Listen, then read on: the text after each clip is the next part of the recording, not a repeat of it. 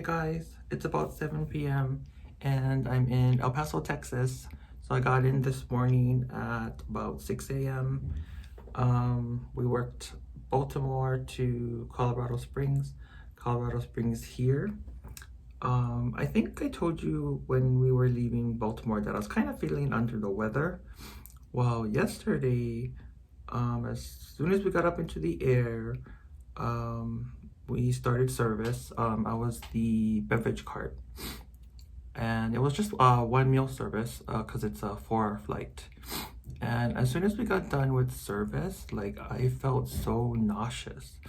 And you know, once in a while I'll get like nauseous and stuff like that. So I told my crewmates I'm just gonna have a little sat because I'm feeling a little nauseous. And my crewmates are so nice. Like Miss, as soon as I sat down, Miss Tammy came with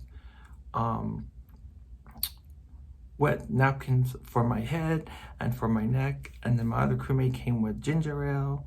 And then yeah, so I was just like feeling so nauseous, but it went away pretty quickly. But for the rest of the flight, everyone was just like, just sit down. So for the rest of the flight, I just kind of sat down and took it easy. So once we got into El Paso, then I think we got into El Paso about 5:30, and then we got to the hotel about 6:30. I was still not feeling that great, so I just quickly took a shower and went to bed, and I've been sleeping all day today. But anyways, my schedule got updated. I'm not too sure if I told you guys. So we're here tomorrow. We leave about 6 p.m.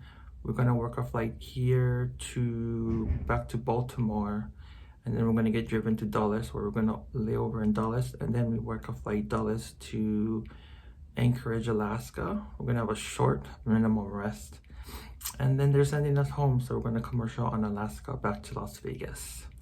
So kind of excited to go home because this has been a weird trip. Like I've been very tired and just under the weather, so I'm just excited to be going home. But yeah, so that's how yesterday went. For the rest of the night, I'm just gonna stay in and just, you know, still relax and get some more rest. And then tomorrow I'll probably go downstairs for breakfast or grab some breakfast, and then just hang out here until it's time to leave for the airport. Okay, I'll see you guys later. Aloha.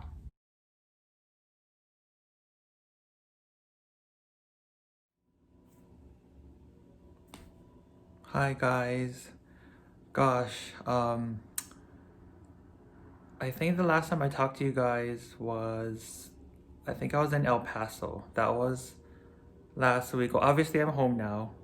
Today is Friday, January 22nd, and I came home from my trip yesterday. Thank God I'm home. I'm just so happy to be home. Hopefully this vlog won't be too long because it'll just be me talking. So yeah, so last time I think I talked to you guys was I was in El Paso, and I didn't vlog anything after that. In El Paso, so the next day, we were on the 13th, we were working a flight from El Paso to Baltimore, and then we had a layover in Dulles. So during the flight, I was meal cart, so it was an easy service because I think they just had sandwiches, so we didn't need to cook any food or anything. So after meal service, I started feeling not good. Like I was having shortness of breath and like just feeling very winded. And so I told my crew that how I was feeling and I needed to sit down again. And at that point, my purser came over and said if I wanted some oxygen, and I said yes. So my crewmate Tammy administered the oxygen, hooked me up to the oxygen and everything, and then my purser also took my temperature, and I was running a fever of, I think it was 100 something. So of course, when we need to administer oxygen to any passenger, or if any passenger is very ill, we have what is called Medlink. We can call from the aircraft to Medlink, and we get connected with, like, I believe they're like doctors or nurses, and we can tell them the symptoms of the passengers, and they let us know what to do. So at that point, I'm pretty sure my purser had contacted Medlink, and let them know the situation. So they had me take fever reducing pills to help my fever calm down. And then I was on oxygen for maybe about an hour in flight. I was sitting in the back in the passenger seat. And after about an hour of oxygen, I felt better. I felt good. I could breathe, and my temperature went down or went away. But still, when any medical incident in flight, we need to notify the ground. So luckily, we had an extra crew on this flight, so he was able to cover. He was working the galley, so he was just strictly galley, so he was able to cover my jump seat or my door for landing, because I wasn't able to be in my jump seat. I had to stay in the passenger seat for landing. So that worked out perfectly, thank goodness. So when we landed, I felt fine. But still yet, as a precaution, paramedics was called. So I was able to walk off the aircraft and meet up with the paramedics or the EMT. And they checked me out, and they said that, oh, you're fine. Like, you look, you look good to go. But they recommended me just getting a COVID test, just as a precaution. And also at that point, Medlink, I was in contact with Medlink, and they suggested that I also get a COVID test just as a precaution. So in Baltimore, once we landed, the schedule was we're gonna get shuttled down to Dulles, and our hotel was in Dulles, because we're gonna work a flight the next day from Dulles to Anchorage, Alaska. But because I needed to take a COVID test, I got pulled from my trip, and I had to stay in Baltimore because I needed to get the COVID test. So my crew continued on to Dulles, and I stayed at the airport talking to Medlink, and then Medlink contacted crew scheduling, and then crew scheduling contacted me with my hotel information. I can't remember what time this was. This was at night though. Maybe close to midnight. I can't remember what time that was, but yeah. So I was a little scared, but but I was feeling better. So that was the main thing. I was feeling better. So once I got crew scheduling said, oh, your hotel is all set up, I called the hotel shuttle to come and pick me up at the Baltimore airport. So I just waited there for another 20 minutes. My crew had already left on their shuttle down to Dulles. So I got to the hotel, and I was feeling fine. And so I just went to sleep. The next day, they wanted me to take a COVID test, so I had to find a facility that takes my insurance. So I just found one that was kind of nearest the hotel, called an Uber, went over to the facility, got the COVID test, and they said that the results will take about 3 to 5 days. So I'm like, okay. So I will be in Baltimore. I could be in Baltimore for that longer, or up to 5 days, waiting for my test results. So I Ubered back to the hotel. So this was Thursday, January 14. So when I got back to the hotel, Medlink called me to check on me. And at that time, when I was at the facility getting my COVID test, I was having shortness of breath again, or feeling very winded. Even just the simplest steps, I was getting winded. So when Medlink called me to check on me when I was back at the hotel, I told them I'm feeling winded again, like I have shortness of breath. So he said, immediately he told me, go to the emergency room.